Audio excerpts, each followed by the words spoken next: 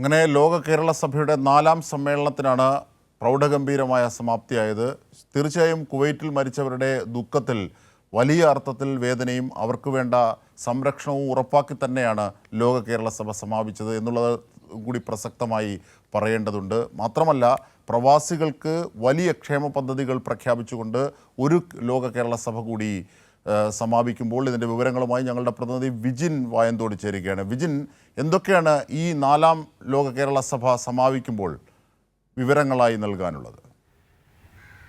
അജിംഷാദ്, 3 ദിവസം നീണ്ടു നിൽക്കുന്ന കേരള സഭയായിരുന്നു ഇത്തവണ 4ാമത് കേരള സഭയായി വലിയ തരത്തിലുള്ള പരിപാടികൾ ഒക്കെ പ്രഖ്യാപിച്ചുകൊണ്ട് നടത്താനിരുന്നത്. പക്ഷേ കുവൈത്തിലെ ദുരന്തം ഉണ്ടായ സാഹചര്യത്തിൽ അത്തരത്തിലുള്ള പരിപാടികൾ ഒക്കെ മാറ്റിവെച്ച് കേരള സഭ നടത്തി തീർക്കുകയായിരുന്നു. എന്തായാലും അതിൽ വന്ന ഡെലിഗേറ്റുകളുടെ ചർച്ചകളും ആ ചർച്ചകൾ ക്രോഡീകരിച്ചുള്ള അവതരണവും ഒക്കെ കഴിഞ്ഞ ശേഷം ഇന്ന് വൈകുന്നേരമാണ് മുഖ്യമന്ത്രി അതിൻ്റെ സമാപനത്തോട് അനുബന്ധിച്ച് മറുപടി നൽകിയത്. ആ മറുപടി പ്രസംഗത്തിലാണ് പ്രവാസികൾ ഉന്നയിച്ച ഓരോ കാര്യങ്ങളിലും അവരുടെ ആവശ്യങ്ങളിലുമെല്ലാം കൃത്യമായ മറുപടികൾ വ്യക്തമാക്കിയത്. അതിൽ ഏറ്റവും പ്രധാനപ്പെട്ട കാര്യം അജിംഷാദ് സൂചിപ്പിച്ചതുപോലെ ഇൻഷുറൻസ് പദ്ധതി നടപ്പിലാക്കും എന്നുള്ളതാണ് പ്രവാസികൾക്കായി. ഒപ്പം തന്നെ കുടുംബശ്രീ മാതൃകയിൽ ഒരു പദ്ധതി കൂടി പ്രവാസികൾക്കായി ആവിഷ്കരിക്കുന്നു എന്നുള്ള പ്രഖ്യാപനവും ഈ കേരള സഭയുടെ സമാപന ദിവസം മുഖ്യമന്ത്രി നടത്തുകയും ചെയ്തു. ഇതൊക്കെ ഈ പ്രവാസികൾ തന്നെ നടത്തിയ ചർച്ചയുടെയും ആവശ്യങ്ങളുടെയും ഭാഗമായിട്ടുള്ള മറുപടിയായിരുന്നു ഉണ്ടായിരുന്നത്.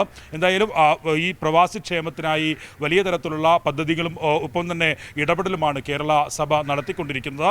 അതിൻ്റെ ഭാഗമായിട്ടാണ് ഇത്തരത്തിലൊരു ലോക കേരള സഭ ആവിഷ്കരിച്ചതും.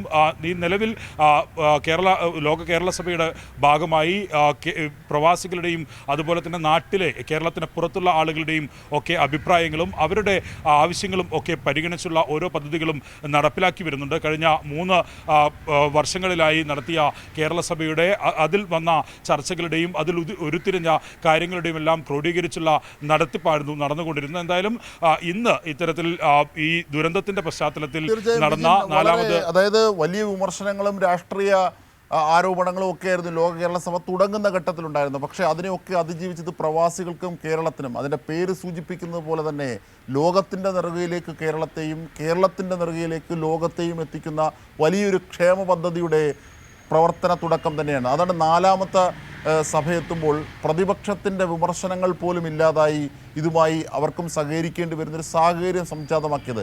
അതുതന്നെയാണ് ഇതിൻ്റെ ആ അർത്ഥത്തിലുള്ള വിജയവും. ഇന്ന് സ്പീക്കർ ഈ സമാപന സമ്മേളനത്തിൽ മുഖ്യമന്ത്രി ഇപ്പോൾ വിജിൻ സൂചിപ്പിച്ചതുപോലെ നിരവധി പ്രഖ്യാപനങ്ങൾ, ഇവിടെ ഉയർന്ന ആവശ്യങ്ങളും നിർദ്ദേശങ്ങളും കേവലം ഒരു സമ്മേളനം അല്ലെങ്കിൽ ഒരു കൂടിച്ചേരൽ എന്നതിനപ്പുറത്തേക്ക് ഈ നിർദ്ദേശങ്ങളൊക്കെ കേന്ദ്ര സർക്കാരിന് സമർപ്പിക്കുന്നു. ഇതൊക്കെ പ്രായോഗികമാക്കാൻ വേണ്ട നടപടിക്രമങ്ങളിലേക്ക് നീങ്ങുന്നു. അതിനപ്പുറത്തേക്ക് മുഖ്യമന്ത്രി പറഞ്ഞു കഴിഞ്ഞ് സ്പീക്കർ ഈ സമാപന സമ്മേളനത്തിൽ പറഞ്ഞ ചില കാര്യങ്ങളുണ്ട്. കാരണം ഈ ലോക കേരള സഭയെ ബോധപൂർവം തിരസ്കരിക്കാൻ ചില മാധ്യമങ്ങൾ ശ്രമിച്ചത്, ലോക കേരള സഭ ഇപ്പോഴുണ്ടായ ഒരു സമകാലിക പ്രശ്നം എന്ന നിലയിൽ പ്രവാസികൾ വെന്തുമരിച്ച പാവങ്ങൾക്ക് നൽകിയ സഹായം, ഇതൊക്കെ നിങ്ങൾക്ക് നിഷേധിക്കാനാകുമോ? ഇങ്ങനെ ഒരു വലിയ ചോദ്യം സ്പീക്കറും ചോദിക്കുന്നുണ്ട്.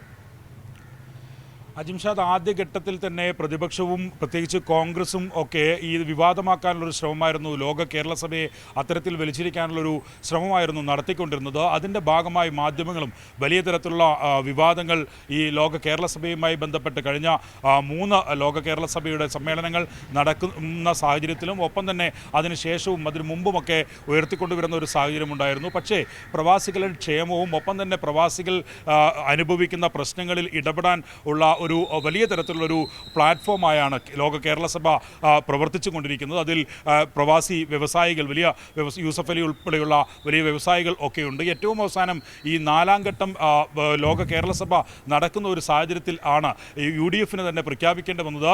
തങ്ങളുടെ സംഘടനകൾ കൂടി ഇതിൽ പങ്കാളിത്തം ഉണ്ടാകും, അവർ മാറി നിൽക്കുന്നില്ല എന്ന പ്രഖ്യാപനം ഒക്കെ നടത്തുന്ന ഒരു സാഹചര്യം ഉണ്ടായിരുന്നു. അത് ഇതിൽ നിന്ന് മാറി നിൽക്കുന്നത് വലിയ തരത്തിലുള്ള തിരിച്ചടി ഉണ്ടാകും എന്ന് മനസ്സിലാക്കിയതിന് ശേഷമായിരുന്നു അത്തരത്തിലുള്ളൊരു തീരുമാനത്തിലേക്ക് UDF എത്തിയത്. എന്തായാലും ഈ കേരള സഭയെ സംബന്ധിച്ചിടത്തോളം മാധ്യമങ്ങൾ ഈ കേരള സഭ നടക്കുന്നത് അറിഞ്ഞതേയില്ല എന്ന മട്ടിൽ മാധ്യമങ്ങൾ തിരസ്കരിക്കുന്ന ഒരു നടപടി ഈ കേരള സഭയിൽ ഒക്കെ കാണുകയും ചെയ്തു. അതിനെയാണ് സ്പീക്കർ ഈ സമാപന സമ്മേളനത്തിൽ തന്നെ അത്തരത്തിലുള്ളൊരു വിമർശനവുമായി രംഗത്തെത്തുന്ന സാഹചര്യമുണ്ടായിരുന്നത്. ഇതിനെ തിരസ്കരിക്കാൻ ശ്രമിക്കുന്ന, ബഹിഷ്കരിക്കാൻ ശ്രമിക്കുന്ന മാധ്യമങ്ങൾ ആരെയാണ് ബഹിഷ്കരിക്കാൻ ശ്രമിക്കുന്നത് എന്ന ചോദ്യമാണ് സ്പീക്കർ ഉന്നയിച്ചത്. എന്തായാലും ഈ ലോക കേരള സഭ സഭ ഈ എന്തൊക്കെ കാര്യങ്ങളിൽ പ്രവാസികളുടെ വിഷയങ്ങളിൽ അതുപോലെ തന്നെ മറ്റ് പ്രശ്നങ്ങളിൽ ഒക്കെ ഇടപെടുന്നത് ഒക്കെ നിങ്ങൾക്ക് മറക്കാൻ കഴിയുമോ, അതൊന്നും കാണാതിരിക്കാൻ കഴിയുമോ എന്ന ചോദ്യമാണ് മാധ്യമങ്ങളോട് സ്പീക്കർ നടത്തിയത്. എന്തായാലും ഏറ്റവും അവസാനം വിജിനാണ് സമഗ്രമായ വിവരങ്ങൾ സമാപന സമ്മേളനത്തിൻ്റെ ലോക കേരള സഭ ഇന്ന് സമാപിക്കുന്നതിൻ്റെ വിവരങ്ങൾ വിശദാംശങ്ങൾ നൽകിയത്.